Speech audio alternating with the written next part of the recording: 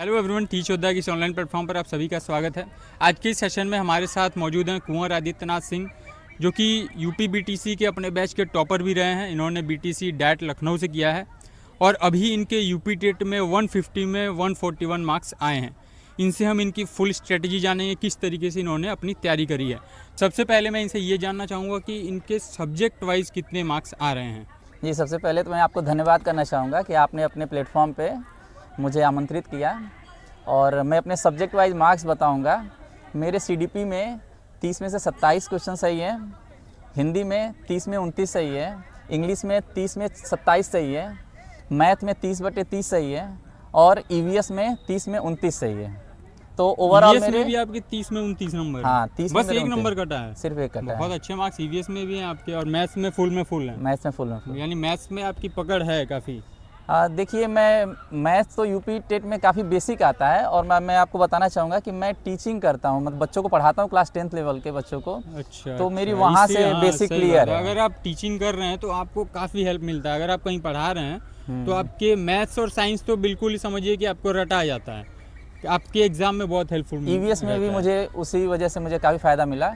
बच्चों को मैं साइंस पढ़ाता हूँ तो उससे डायरेक्ट एनसीईआरटी किताबों से डायरेक्ट क्वेश्चन आए रहते हैं। तो अगर मैथ्स का अगर आप बताना चाहें किस तरीके से स्टूडेंट तैयारी करें कि मैथ्स के लिए उनके तो भी मैं अच्छे यही मार्क्स कहूँगा आएं? कि आप प्रैक्टिस ज़्यादा से ज़्यादा प्रैक्टिस करिए। और जैसे कुछ किताबें, जैसे वनडे एग्ज़ाम की तैयारी भी मैं करता हूँ तो मेरे पास कुछ किताबों से मैं प्रैक्टिस करता हूँ। जैसे आदित्य पब्लिकेशन की किताब है, राकेश यादव की किताब है, तो इससे मैं प्रैक्टिस करता रहता हूँ।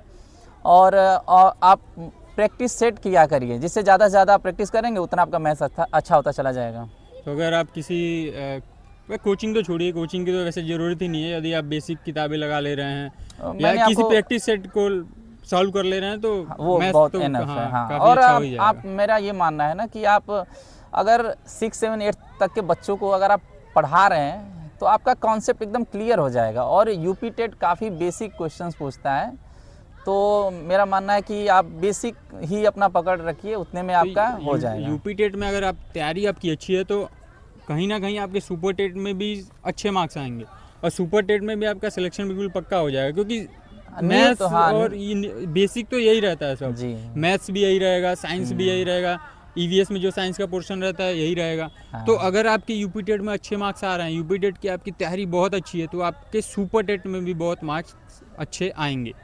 तो यदि आप सीडीपी का बताना चाहें तो सीडीपी का आपने किस तरीके से तैयारी किया था? सीडीपी के लिए तो मैं बताऊंगा, जब मैं डीएलएड कर रहा था तो डीएलएड के दौरान वहाँ पे मैं जो एससीईआरटी की जो साहित्य की किताबें आती हैं, जो स्टैंडर्ड किताबें रहती हैं, मैंने उससे पढ़ाई किया था।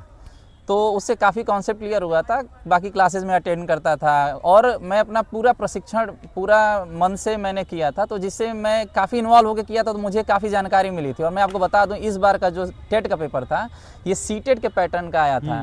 कॉन्सेप्ट बेस्ड, फैक्चुअल नहीं था कि फैक्ट नहीं पूछा था।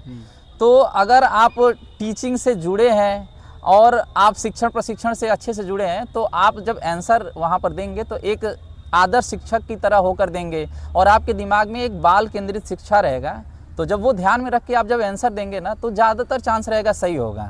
और एक बात ऐड में ये करना चाहूँगा, यदि आपका क्वेश्चन यदि सीडीपी का कॉन्सेप्ट वाला आता है तो आप जितना उसका प्रैक्टिस किए रहेंगे, यदि आप सीडीपी का जितना प्रैक्टिस किए रहेंगे तभी आप उस क्वेश्चन को आप सही कर पाएंगे। क्योंकि फैक्ट वाले क्वेश्चन तो आपने याद किए, वही आ गया, आपने सॉल्व कर दिया।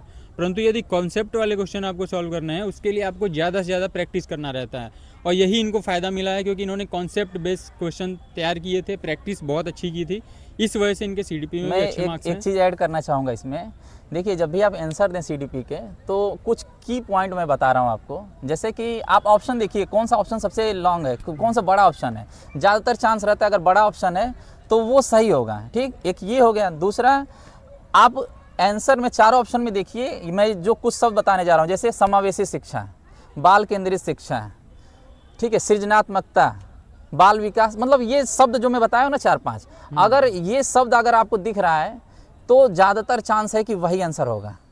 और कुछ निगेटिव वर्ड्स होते हैं, वो जैसे कि मान लीजिए पॉजिटिव नेगेटिव वर्ड्स कुछ होते हैं, आप पॉजिटिव वर्ड्स को ढूंढिए और आपका क्वेश्चन सही होगा। उसका वीडियो यदि आप देखना चाहेंगे तो मेरे चैनल पे ऑलरेडी अपलोड है, आप उस टैग वर्ड्स बोलते हैं उनको, उन टैग वर्ड्स को आप हमारे वीडियोस पे देख सकते हैं, ऑलरेडी अपलोड हो चुका है।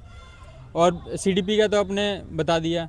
यदि इंग्लिश की बात करें तो इंग्लिश किस तरीके से कवर कर सकते हैं? देखिए इंग्लिश के लिए मैं बताऊंगा कि 6, 7, 8 की किसी भी बोर्ड की किताब, अगर आप बोर्ड की किताब हो, अगर जैसे उसके ग्रामर की किताब का फॉलो करिए, क्लास 6, 7, 8 बेसिक आप टेंस हुआ, पार्ट ऑफ स्पीच हुआ और नरेशन हुआ, एक्टिव वॉइस, पैसिव वॉइस, आप पढ़ लीजिए, बस उतने से ही हो जाएगा। मतलब बेसिक इंग्लिश पूछता है, हाँ। जो बेसिक ग्रामर है वही पूछेगा। क्लास 6, 7, 8 की किसी भी बोर्ड की किताब आप फॉलो करिए, उतने से आपका यूपी टेट का हो जाएगा। वो ग्रामर पूरा कवर साथ में पूरा हो जाएगा। सही है।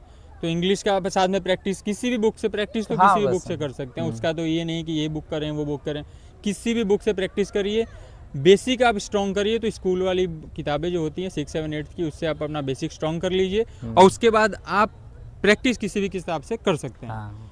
तो हिंदी का बता दीजिए कुछ। देखिए हिंदी के लिए 2 किताबें ऐसी हैं, ऐसी रामबाण किताबें हैं कि उत्तर प्रदेश की कोई भी परीक्षा हो, यूपी टेट से लगाए, आप कोई भी वनडे एग्जाम दे रहे हो तो उसमें बड़ा फ़ायदा मिलता है।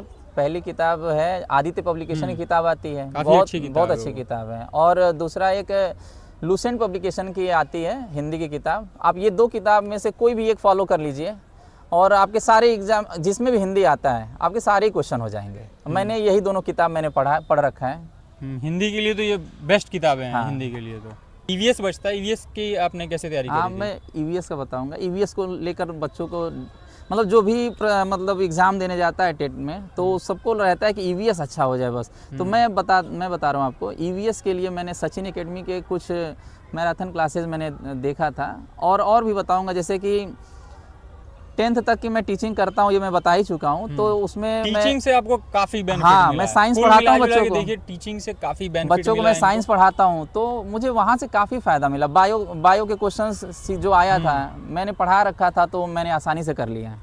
सुपर टेट में एक और सब्जेक्ट आता है संस्कृत। संस्कृत को लेकर बहुत अभ्यर्थी भ्रम में रहते हैं कि कहाँ से तैयारी करें, क्योंकि संस्कृत एक ऐसा सब्जेक्ट है कि कुछ लोग तो स्टार्टिंग से पढ़े रहते हैं, कुछ लोग का ग्रेजुएशन में छूट जाता है।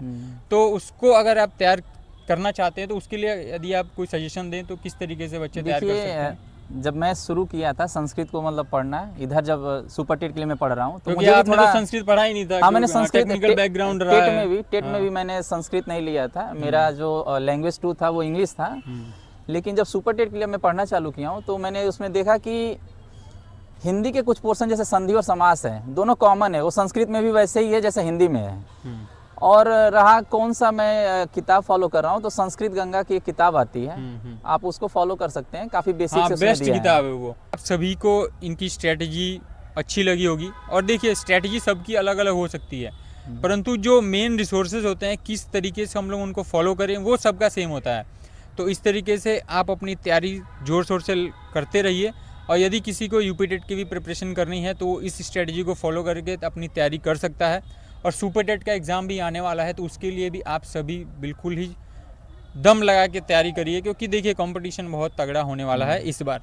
वैकेंसीज़ कम है, बच्चे बहुत ज़्यादा हैं और आप सभी को पता है क्योंकि इसमें एकेडमिक मेरिट ऐड होता है। यदि एकेडमिक हट गया तब तो पूरा का पूरा समझिए कि आपका सुपर टेट एग्ज़ाम के बेस पे सिलेक्शन होगा।